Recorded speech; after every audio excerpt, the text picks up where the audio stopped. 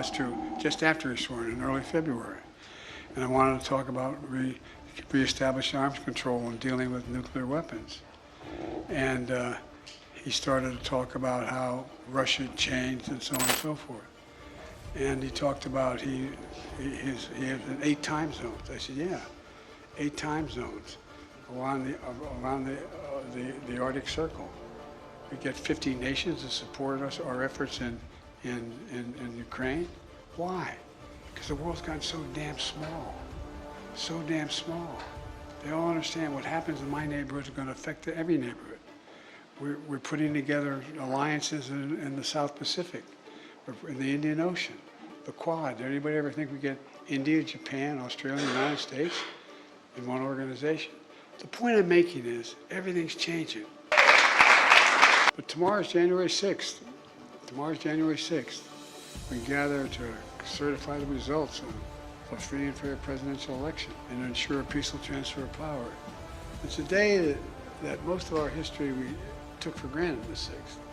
But I hope we never take it for granted again. You know, 4 years ago, January 6th, this Capitol was attacked by a violent mob. If you come over to the Oval before I leave, I'll show you the room that the former president sat in for 3.5 hours watching what was going on television, the small dining room off the Oval Office. I think it's important to restore basic conditions. Last time this occurred, this transfer of power, the losing party never even showed up. Never even showed up and everybody understandably says to me, why are you being nice, Joe? Why did you have him over to the office for 2 hours? Why are you cooperating? Because the rules matter. The institutions matter. The safeguards matter. They really matter. And look, you know, the core traditions we've long respected in America, certifying an election, is attending an inauguration of an incoming president. And this is all part of the tradition we have to begin to restore. And I hope you too will work to restore the traditions to keep this country stronger. Let me, you know, we can never forget democracy. Everything's possible. The Cold War is over. The Cold War era is over. We're in an entirely new era. Everything's changed. Not because of any single woman or man, because the nature of things that have changed. Think of the transitions that are taking place in the world, unrelated to who the leadership is. Think of what's going on. Whether it's global warming, or whether it's the idea that whole alliances are breaking down and being reestablished. And it seems to me that our safety depends, and security depends in large part on who our partners are, who our allies are. They matter. So you're going to need a position that have to deal with. One of the things I'm proudest of is I rebuilt NATO. I say I, but I did, for real. I mean, by the way, I spent over, no, I gotta say that. It took me over, we calculated 120 hours with these world leaders, individually, speaking to them individually, why it was important.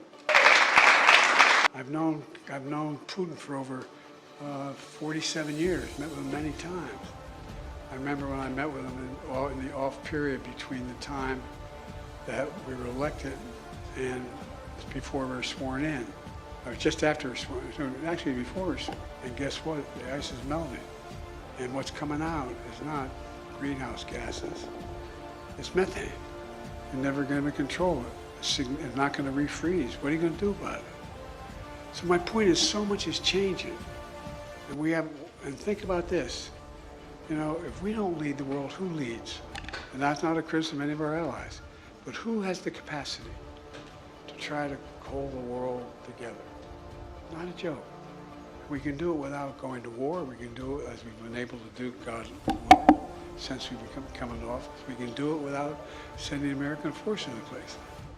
So I guess what I'm trying to say to you is, you know, let me close with what I call the Senate point of personal privilege. You know, my father used to say, it's a lucky person who wakes up with both feet in the ground and believes that what he or she does matters. Well, you're among the lucky few. What you do really is going to matter economically and politically. But one piece of unsolicited advice, and I was reluctant to say this to the press here, but I'm going to do it anyway, because they know the facts here. Going back to when I told you when I got elected, I didn't want to stay.